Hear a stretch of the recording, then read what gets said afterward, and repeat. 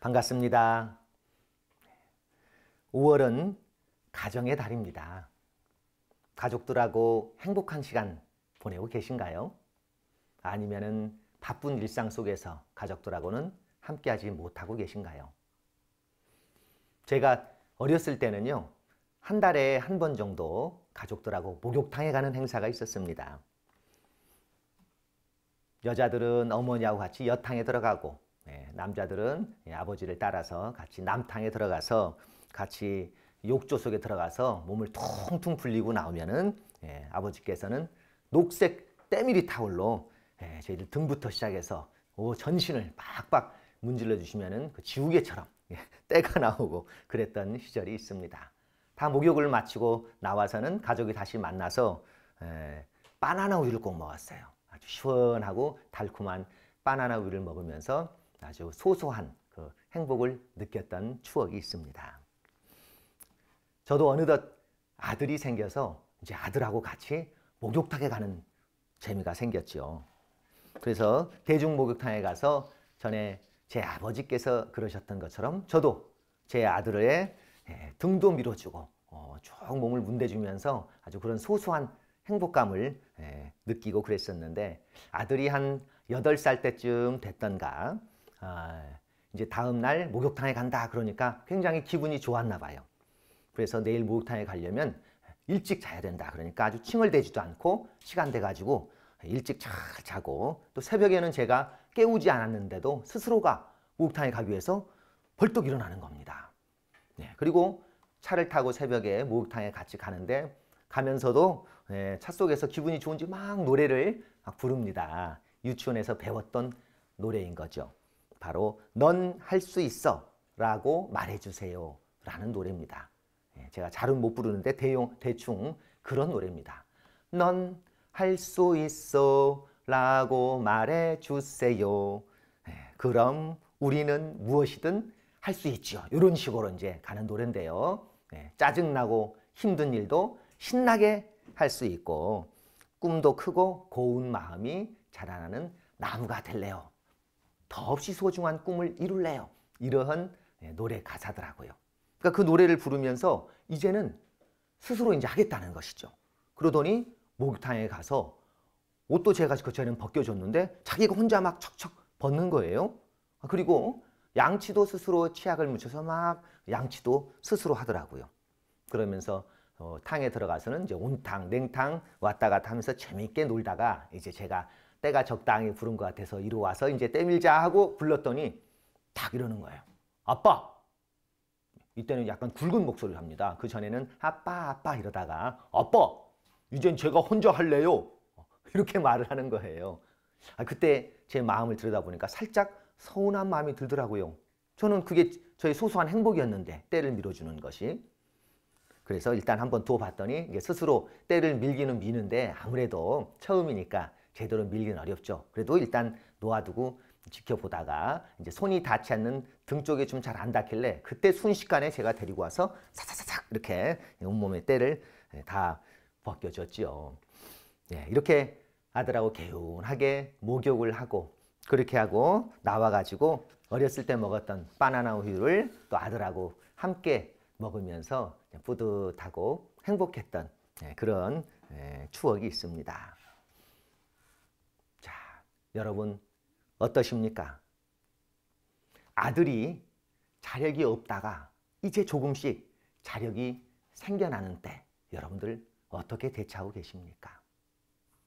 언제까지 내 품에 있을 것 같은 자식이 스스로 이제 결혼을 해서 바깥으로 나갈 날이 또 있기도 합니다. 어떤 마음이 드시던가요? 오늘 함께 할 내용이 바로 이 자력 양성에 대한 내용입니다. 소태산 대종사님께서는 세상에 행복한 사람 둘이 있나니 하나는 제 힘으로 제가 살아가는 것이요, 둘은 제 힘으로 남들까지 살려주면서 살아가는 사람이다 라는 법문이 있습니다. 즉 행복한 사람은 자력을 갖춘 사람이고, 그것보다 더 행복한 사람은 자력 없는 사람을 도와주는 사람이다 라는 말씀이죠. 제가 근무하는 삼동호는 훈련기관입니다. 훈련해 오신 교도님들에게 가끔 이런 질문을 합니다. 원불교에 왜 다니십니까? 다른 여러 종교도 있고 또 주말에 쉬고 싶을 텐데 이 종교에 와서 원불교에 와서 이렇게 공부하고 훈련하시는 걸 보면 참 대단하시다 하면서 질문을 하면은 이런저런 대답들이 나옵니다. 행복하기 위해서, 마음 공부하기 위해서, 진리를 깨닫기 위해서 등등 다양한 대답들이 나옵니다.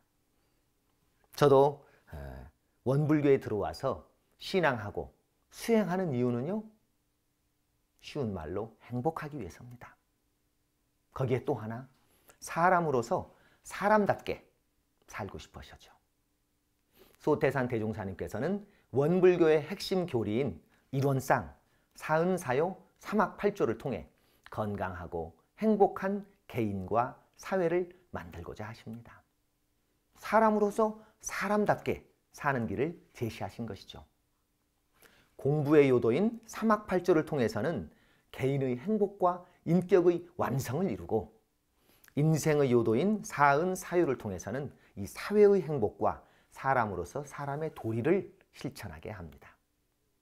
사은은 이 세상을 서로 없어서는 살 수 없는 네 가지 은혜로 보고 이 은혜를 갚는 길을 가르쳐 주신 것이고요.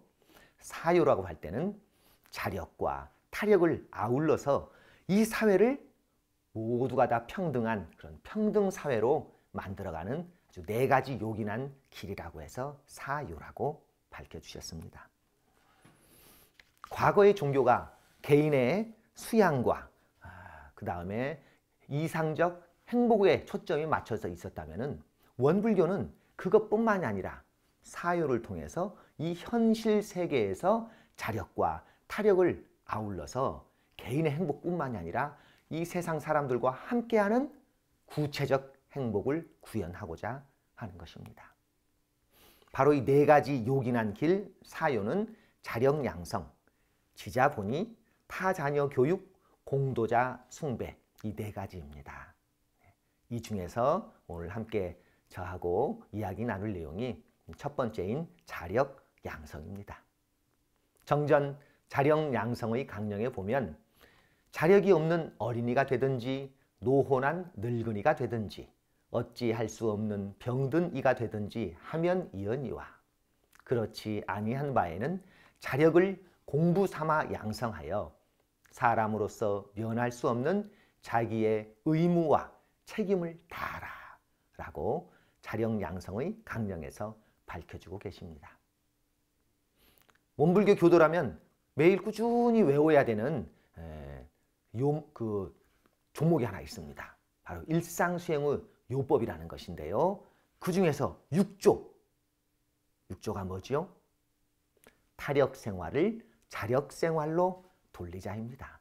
바로 그 내용이 이 사요 중에 자력 양성의 공부입니다.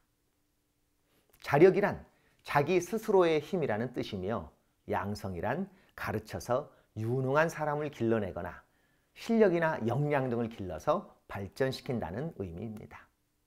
아직 자력이 부족한 어린이나 늙은이나 병든 사람이 아니면 남에게 의뢰하는 타력생활을 하지 말고 이 자력을 공부 삼아 양성해서 사람의 의무와 책임을 다하자는 것이죠.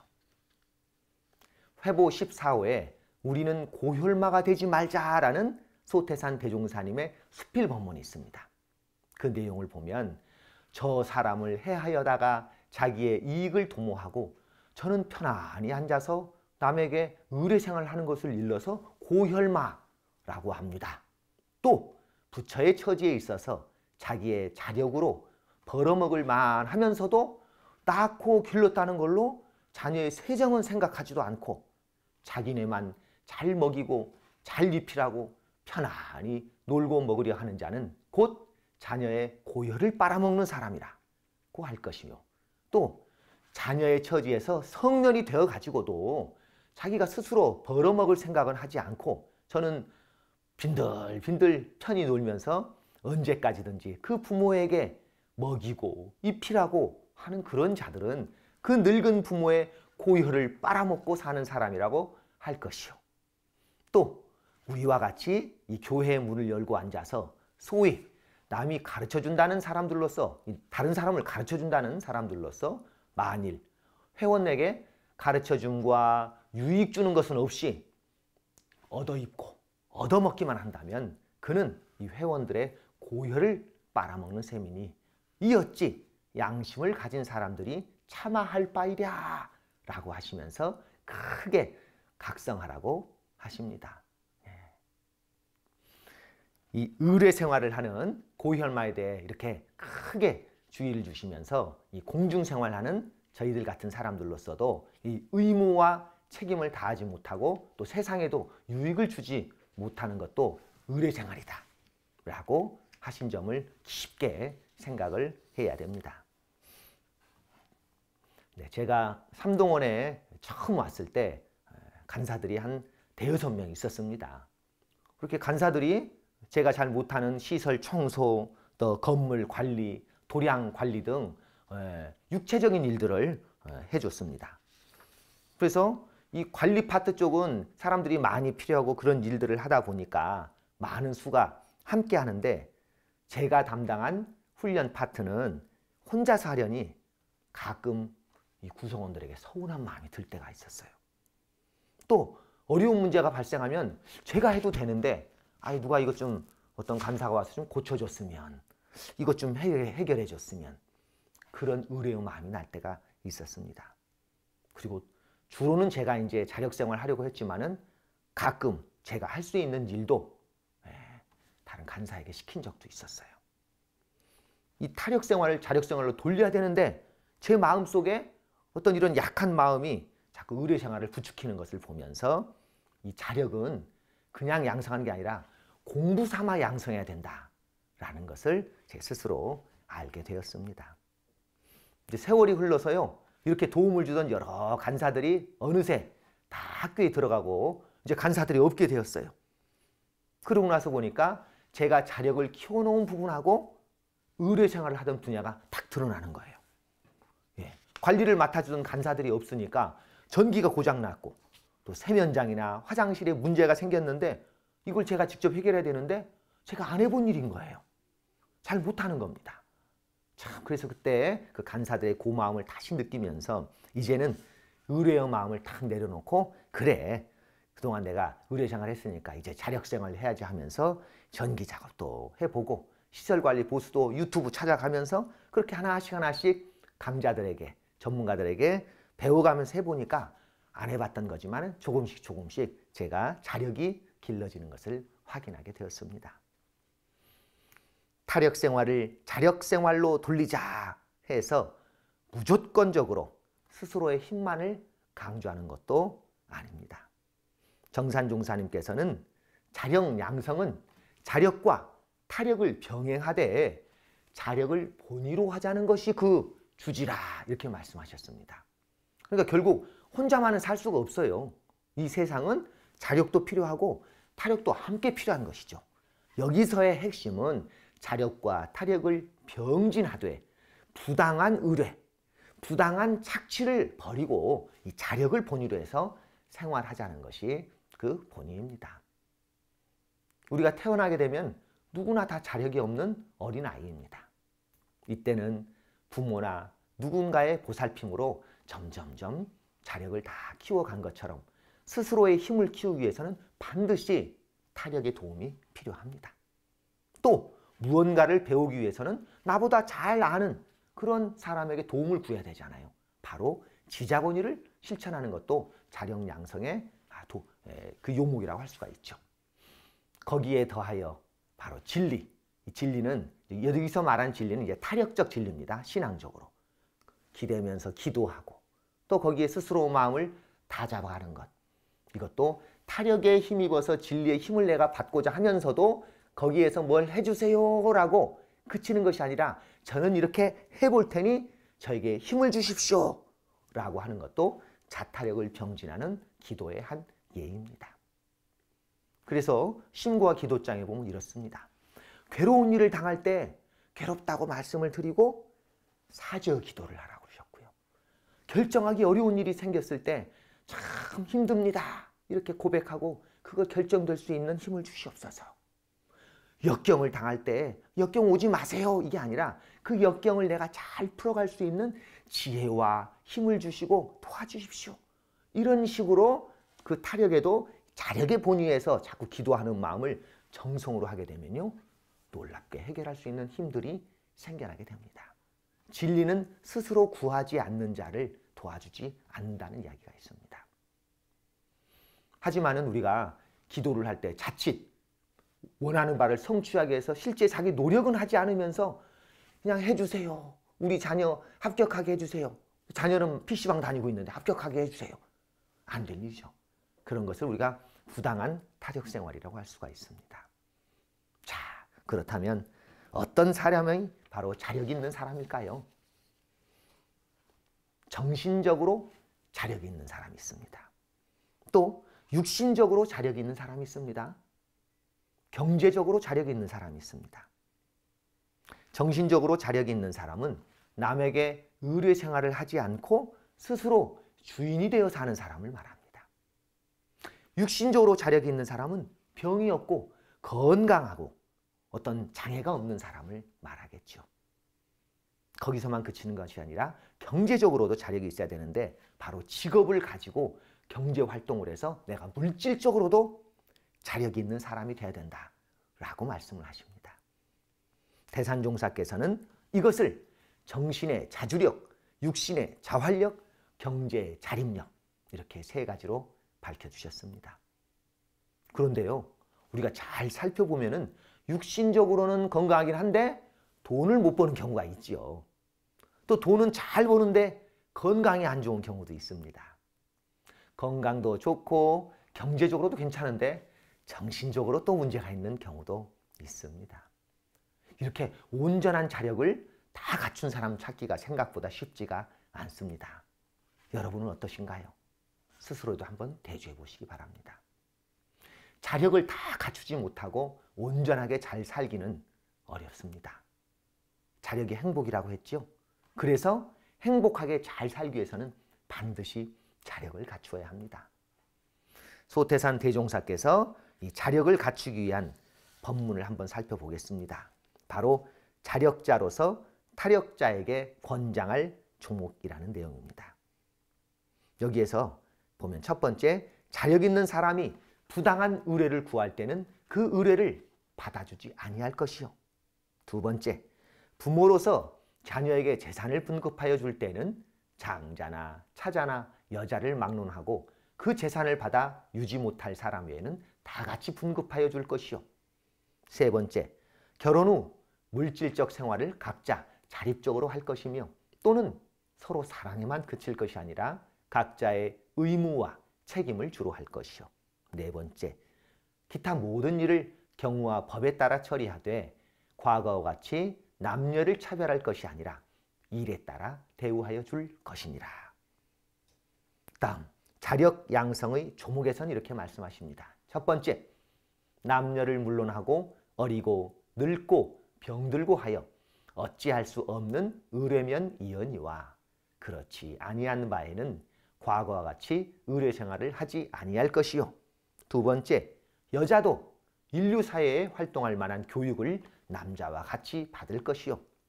세 번째, 남녀가 다 같이 직업에 근실하여 생활의 자유를 얻을 것이며 가정이나 국가에 대한 의무와 책임을 동등하게 이행할 것이요.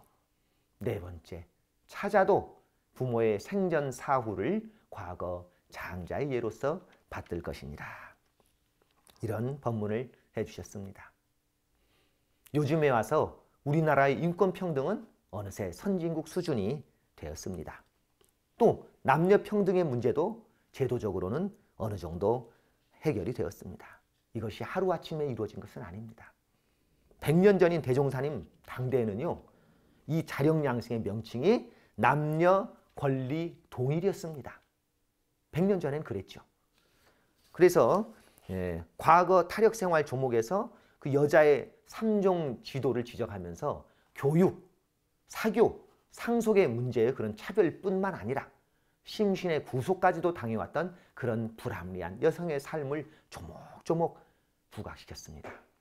그래서 이 자력양성은 사유 중에서도 가장 진보적으로 이 여성의 권리 신장을 제시를 한 것이죠.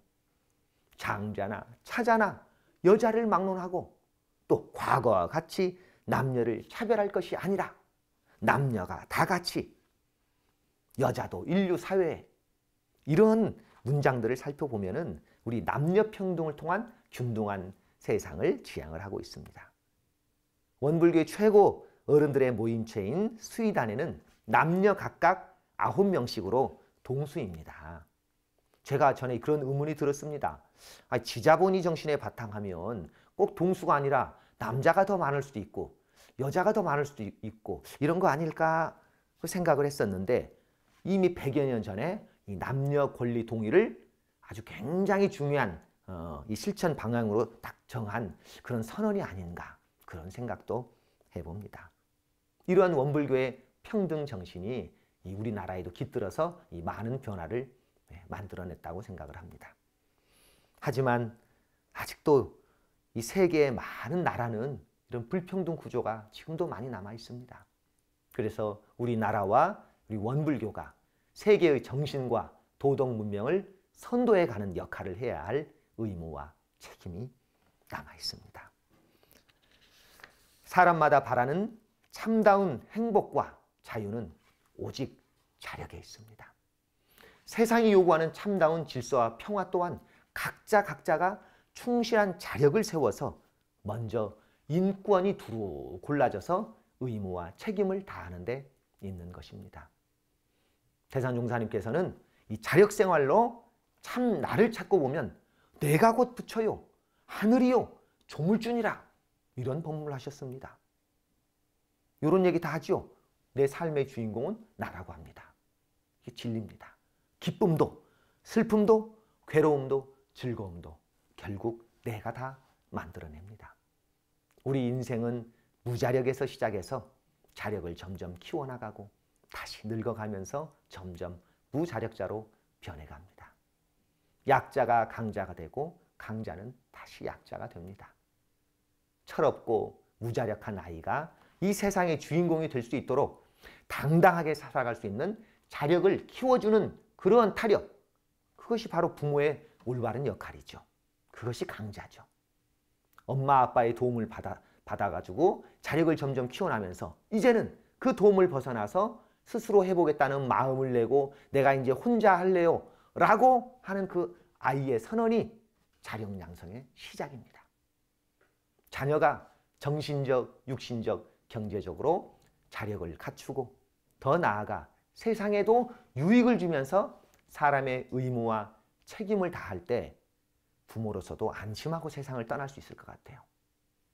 부모 없이도 스스로가 살 수 있는 자력을 갖추는 것이 진정한 효도가 아닐까요? 대자대비하신 부처님의 마음도 이런 부모님의 마음과 다르지 않을 것 같습니다. 부처님께서도 우리 중생들이 내가 곧 부처인 줄을 믿고 알아서 부처님 같은 자력을 키우고 또 부처님이 하셨던 그런 일을 그대로 본받아서 세상에 유익을 주는 일을 해나간다면 성자들께서도 지금 우리를 지켜봐 주시고 보호해 주시고 생각해 볼 때 그래 너라면 내가 안심하겠다 하면서 기뻐하지 않으실까 싶습니다. 자력 양성은 우리 모두가 다 함께 갖고 있는 우리의 참 보배를 믿고 발견하고 또 잘 길러서 사람이 사람답게 살아갈 수 있는 인권 평등의 세상으로 만드는 처처불상, 사사불공의 적극적이고도 사실적인 실천 강령입니다. 자력 없고 약했던 저를 이렇게 성인으로 키워주시고 출가의 길로 인도해 주신 저희 부모님 너무 감사드리고 또 제가 이렇게 교무로서 성장할 수 있도록 키워주신 또 모든 스승님들, 대종사님 그리고 법신불 사은님께 감사드리면서 오늘 자력 양성에 대한 이야기를 마치겠습니다. 감사합니다.